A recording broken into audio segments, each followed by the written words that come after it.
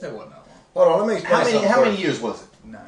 9 years. One of my best friends in life just disappeared. And I thought this motherfucker, I was like, I just guess he's dead. I don't know. Yeah. Then 9 years later, phone rings, unknown number, and for whatever reason I answer. Shane, it's Mike Howell. What the fuck? And he throws the phone across the room. That's why they said, what the fuck? I'm like, what the fuck? Where you been? What the fuck me? What the fuck you? Yeah, Mike's bad for that. He's bad. He'll run that gimmick on you sometimes. I'll tell you a story. The first time I ever stepped foot in a wrestling ring, I was 13 years old. This motherfucker here.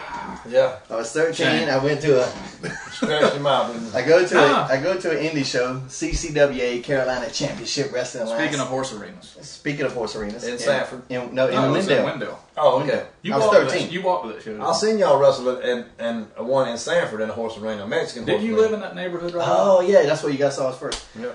Yeah, I wasn't that far away. If I walked there or rode my bike. Right over there across from. Didn't you live there across from Mr. G's? From the Mr. G's in Wendell. For all you Wendell peeps watching. And so I hang around after the show. You know, I'm 13. I've always loved wrestling. I'm sitting there watching. And Mike's in the ring with the notorious David Taylor. NDT. You see me? UCDT. And so I go, I'm just watching, and I'm like all enthralled. I'm just trying, whatever. And this motherfucker goes, "Hey kid, you wanna try some professional wrestling?" I was doing this too. I was going. I was doing a Les Thatcher warm up. Yeah, and he's going, "You got to come to my house later." And see, they were going to take some Tylenol PMs. They were going to fuck with me. Yeah, take some Tylenol PM. Just take a little nap, kid. Everything will be all right. Call me Uncle Mike. Yeah. Why my butt hurt? And so they were going to fuck with me. But I got in there and I knew how to lock up right away, which is hard for some people. Yeah. Remember, I knew how to run the ropes and how to do all that shit. And this was after the show too. He started calling the match the first night. It was fucking crazy. He did. I did the rock bottom on David, and I was 13, so it was fucking 1971. No, it wasn't that long ago, but it was. It was 81. It was 89, 88. 88. So I go in there and I waist like David, lift him up into the rock bottom. I was like, that's my move. Whenever I be a wrestler, that was gonna be my finish. Waist like suplex into a rock bottom. Nice. And I was 13 years old showing him that shit. Hey kid, you want to learn some professional wrestling? Rock was wrestling then? No, this was way before that. Oh, you just. Okay. He's trying to say that. Yeah, that was the move. Yeah. Yeah. I got you. Rocky stole it from him. Rocky stole my shit. He stole my shit before he knew me. No, I remember I saw you there, and then the next time I saw you, you came around and you were hanging around with Jerry. And I was like, oh no, we done lost another one. But then you had that match up there with, what was that match? I don't remember what happened. We were pissed off at Jerry or something. We didn't work on that show. But y'all came in and we came and watched it. There was indie wrestling drama. Oh yeah. The drama was thick back then. The drama was thick back then. And the Gemini Kid had came to my very first show when I was 16 in Saxapa Hall, North Carolina. So that wasn't your first show? No, that was my second. The match I showed was my second match. Well, we saw that match, and it was you and, what was that dude's name? The Playboy TC Cruz. You know, he actually, I mean, you made him look real good in that match. I mean, he's one of these people that if he's in there with somebody that's decent, he looks all right, and if he's not, then me or Playboy. No, it's not Playboy. Okay, nice. I just want to clarify. But you know that y'all stole the show that night, and that was back when you weighed 125 pounds. I don't think I was even that big. You'll see something scary. That face is Matt and Jeff together. I know. It's morphed. I thought it was just Matt doing the people's eyebrow. Isn't that crazy looking? With the sleepy eye? Mm-hmm. But his nose really does it. Yeah. With that little... Yeah, that's some good graphics, man. Season 9. Hardy Show, DVD. Buy that shit. I got a story about Mike here. Well, I don't know if I ever told you this. This is great, man. Mike is gay. Nah, I'm kidding. Not all the time. Not all the time. I mean, what's one time? It's okay. No, we were working for ECW. We were driving back from some god-awful place like Maine or somewhere. Oh, my God. Me, him, and CW, and Murray. CW Anderson? Yeah. C-Dub. No, C-Dub. Well, he was like, wait a minute. Yeah, all that. Is that right, or is that WC? All right, then. I had to make sure I fucking did it right now. Yeah. And so we go to this old store, man, and they serve deli sandwiches late at night. The guy fixes you deli sandwiches. So we're like, damn, we can get some deli sandwiches. It was late as shit. Mike was tired. He was driving. So Damn, them trips were brutal. This was back when No-Dos had first, came out, or not first came out, but it was big. Were y'all getting paid, or was this a... We got paid $75 a show. And had to get there on our own. Had to get there on our own, all the way to Maine. How about that? ECW. ECW. It's a good place to work. Thank you, Paul. And hey, I love some Paul Heyman now. so anyway, no, I like Paul. Actually, that shit was fun, though. It was fun. Besides it was the a financial chapter. strife. Financial strife was kind of hard on me. But, Hey, that's paying dues, man. so we go in the store, Shane. And pay them motherfucking dues. We go in the store. There you go. And the clerk's behind the counter. And Mike said, "Hey, man, let me get that bottle of No-Dos." He goes, "We ain't got any." Mike said, "I can see it on the shelf behind you." And the guy goes, Right there, man. "It's the last bottle." Mike said, "What the hell? Can't sell it? Come on, man, gotta have it. 16-hour drive. Gotta have it.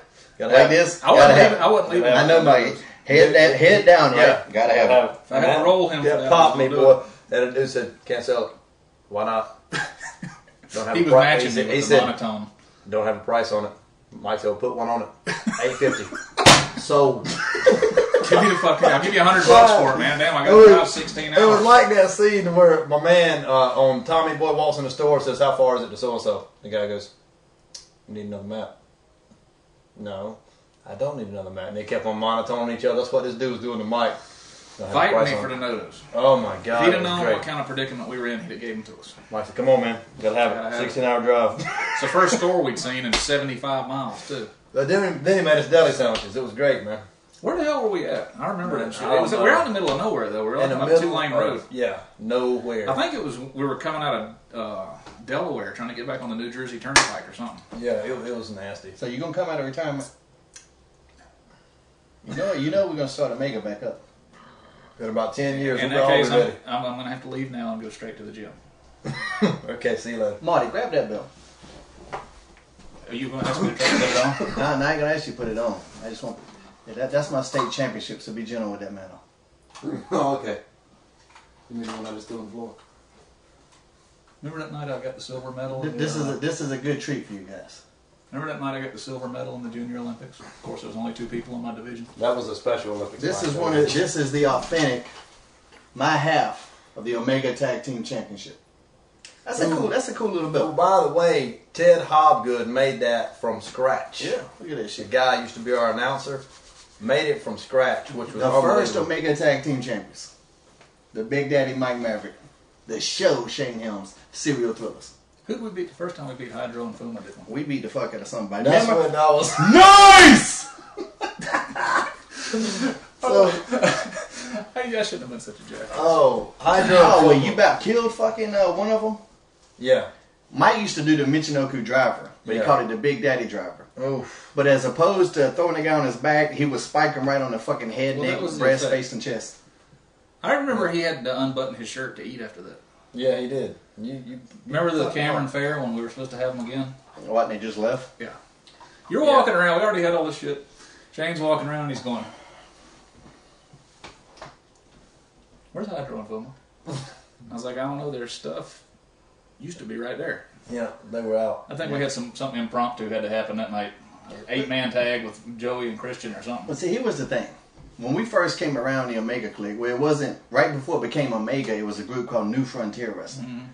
And we came in, and we probably didn't have the best of reputations. Mine came about because I was one of the very first small guys in North Carolina. And there was no other small guys around, so I was all the time, these big guys all the time trying to beat me the fuck up in these matches. And I would fight back, and I would win. You know, just fuck it. I would just win. And and it took a while, you know, but I would gain their respect because I wasn't out there trying to fight. I wanted to have matches. But because they were bigger, you know, they didn't want to fucking work with me. They didn't want to put on the show. They would try to rough me up. And I was already a state amateur wrestling champion at that point, so I wasn't, you know. Plus you just got a like, damn yeah, just like loaded you. cannon there. I ain't putting up with that shit. You're going to try to hurt me, we're going to fucking fight. Yeah. And I didn't have the best of reputations, but I really don't think it's my fault. I think I just, you know, I stood up for myself. I fought the bullies. This motherfucker was a bully. And That's why I made friends with him, so I didn't have to deal with this shit. And Mike would be over there telling people, Like, we'd be having shows, and Mike would go there to, like, this big guy, and he goes, you see that little guy over there? He will fuck your ass up. And I wouldn't, and it would be some guy I was going to have to wrestle, and I'd be able to, like, tie my shoes and shit, like, just getting ready for the match, and the guys over there just mad at me already, because Mike's been over there winding his ass up for fucking 20 minutes. You wouldn't do that. I don't know what he's talking about. That's the fucking bully. You told that story on here one week. I saw it about that fucking Denny Cooley. Okay, yeah. Back me up. Seriously, you didn't go into a whole lot of detail on that shit. Well, tell but him if you want a detailed account, okay. My question is, why didn't Boogie smarten this guy up any more so? Yeah, this was a guy trained by Boogie Woogie. Well, did he train? I didn't know if he trained him. He just rode with him. Trained with him or something. He was with Jimmy. He should have been around him long enough to know better. But this guy was, well, he's about my size, but he was, what, 6'4", 270 pounds or something? Big motherfucker. Yeah, but he wasn't like muscular. He was just big. Mm-hmm. And he had hair about this long. And I guess he thought he was the damn Big Show or something. But he comes over there, and it was a tag match. It was him and Michael Yamaha against me and Shane. So you got a tag match, 2 big guys, 2 smaller guys. We were just starting to do the Serial Thriller thing. Yeah. No big deal. You know, we can work something out. So he walks over there. He doesn't know any of us now. I mean, me, Shane, and Yamaha have been friends for years. So this guy walks over there and he goes, brother, hey brother. Talking to Mike. Yeah, doing this shit, and I'm like, Give you the hey brother shit. yeah, hey brother, hey brother. And you know, and he goes, I said, it's you and him against me and him. And remember what got his ass going was, we didn't want Yamaha, we were the heels. Right. We didn't want Yamaha to take the heat because we thought it would not be convincing to take the 150-pound guy and beat his fucking shit loose for 30 minutes. And let him make you know, we had a story with Yamaha that we're doing a story with Yamaha. We had something. So we tell this guy, we're like, you know, this is what we want to do. And he goes,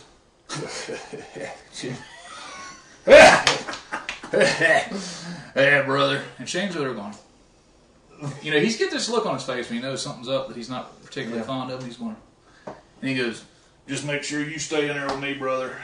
Oh, my God. Shane goes, what the fuck's that supposed to mean? And I said, what do you mean?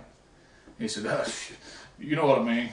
And Shane's over there. I can see steam coming out of his ears. He goes, literally, I can't sell for little man here. Yeah, he said, I can't sell. Oh, he for said, little man. And Shane's over there going, and I'm already like, hold on. I said, look, it'll be fine. You know, his shit looks good. You don't have any problem selling. So we go out there. We had some spot, you know, to cut him off or whatever. We go out there and we cut this fucker off. He obviously don't know how to work. I mean, obviously, if he doesn't know that he's supposed to take heat at this point, and he wants to get back up. So I go out there and did something. I don't remember what we did. We cut him off somehow. Boom, boom, the whole 9 yards. Yeah. You know the spot. Oh, yeah, I know the spot. So Shane comes in there and does a leg drop on him. He just starts getting up, like no selling. Oh, no. So He Shane's said, fuck me. still trying to work with him, kicks him in the gut, no sells it. I rakes him, giving him his last chance, no sells it. I reckon, like, no matter how big you are, you get poked in the fucking eye, it hurts. Yeah, Trying to take care of this guy. So he takes his big catcher's mitt hand and tries to do some overhand shoot chop on Shane that Shane's totally not expecting, and slaps him in the mouth and busted his lip. And Shane goes, and then he grabs you like in a shoe headlock and tried to take you down or something. All I remember is you tight-waisted him and took him down. And like, he goes down and Shane gets that 9-foot hair of his and starts doing the hockey player gimmick on it, winding it up. So he gets it all wound up like this, and this guy gets on his feet, and Shane goes, wham, wham. And he's like, you did. Start kneeing him right in the he's fucking knee face. lifting him right in the face, and the guy goes, Oh, my and I don't remember, God. was that it? I don't know, you beat him silly, and then he fell down, and you tagged me and said, get in there and do something with that jackass. So I get in there, and he's like fucked up. He's like, his face is all knotted up. I snap married him, and I put him in a chin lock. He goes, what the fuck, man? What's wrong with him? And I said, you are. Now chill out. So to keep it going, we get in the back. The funny thing, remember Boogie? Remember Boogie's reaction? Yeah. We get in the back, and this guy walks up to Shane, and he goes, what the fuck, man? What the fuck? It's work. Shane said, it's a fucking work, why don't you sell? Yeah. And he said, and he went to Shane and said, shut the fuck up. And he looks at me and he goes, I said, you better shut the fuck up. And then Boogie walks by. Look, Marty, this is classic.